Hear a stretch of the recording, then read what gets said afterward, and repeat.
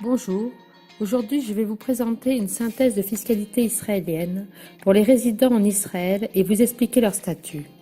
Pour bien comprendre les différences existantes entre toutes les personnes susceptibles de payer des impôts en Israël, il est essentiel de différencier 5 statuts. Tout d'abord, nous avons le résident israélien. Cela concerne les personnes nées en Israël et résidant en Israël.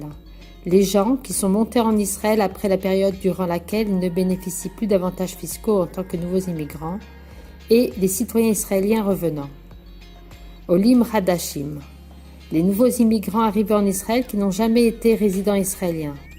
Puis, Toshev Roservatik, les anciens résidents israéliens revenant s'installer en Israël, ayant habité au moins 10 ans à l'étranger depuis l'année 2009 ou ayant résidé au moins 5 ans en dehors d'Israël entre 2007 et 2009. Enfin, nous avons les Toshev Roser. Ce sont les résidents israéliens revenant s'installer en Israël, ayant habité à l'étranger au moins 6 ans après l'année 2009 ou résidé au moins 3 ans à l'étranger avant l'année 2013. Le 5e statut, touriste ou résident étranger. En ce qui concerne les entrées actives et passives générées en Israël, le résident israélien, le nouvel immigrant ou Toshev Roser, l'ancien résident israélien, Toshev Roser Vatik, le touriste ou résident étranger, tous sont soumis aux impôts, sauf exception. En ce qui concerne les déclarations des entrées et des biens en Israël, elles sont obligatoires pour tous.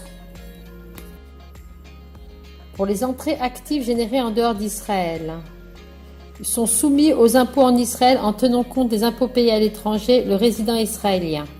Le nouvel immigrant ou ancien résident, Toshev Roser, l'ancien résident israélien, Toshev Roser Vatik, ne sont pas soumis aux impôts durant une certaine période allant de 5 à 10 ans. Le touriste ou résident étranger ne sont pas soumis aux impôts. Les déclarations des entrées et des biens en dehors d'Israël. Elles sont obligatoires pour le résident israélien. Pour le nouvel immigrant ou ancien résident, Toshev Roser, pour l'ancien résident israélien, Toshev Roser Vatik, elles ne sont pas obligatoires durant 10 ou 5 ans. Pour le touriste ou résident étranger, elles ne sont pas obligatoires.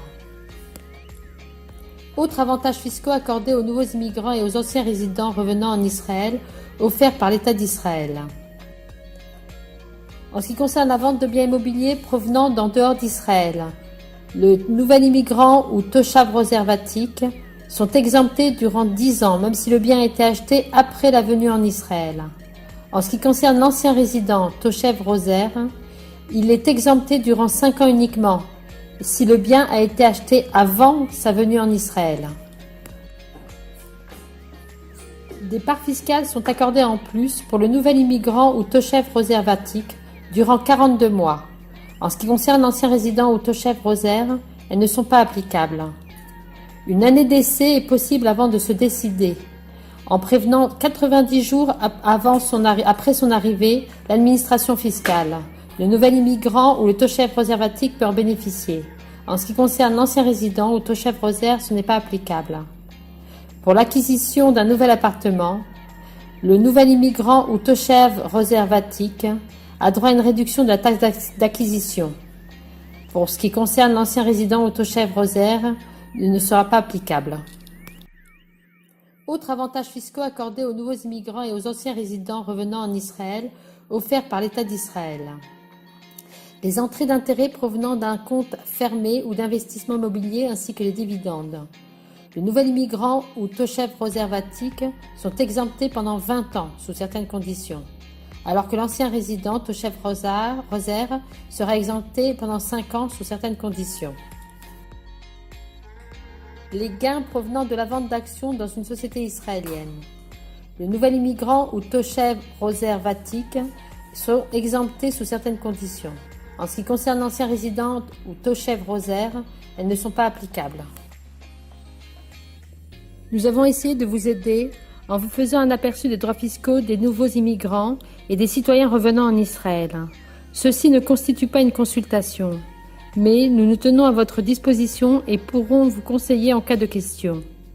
Cabinet de maître Rava Gurevitch, 052 600 78 94.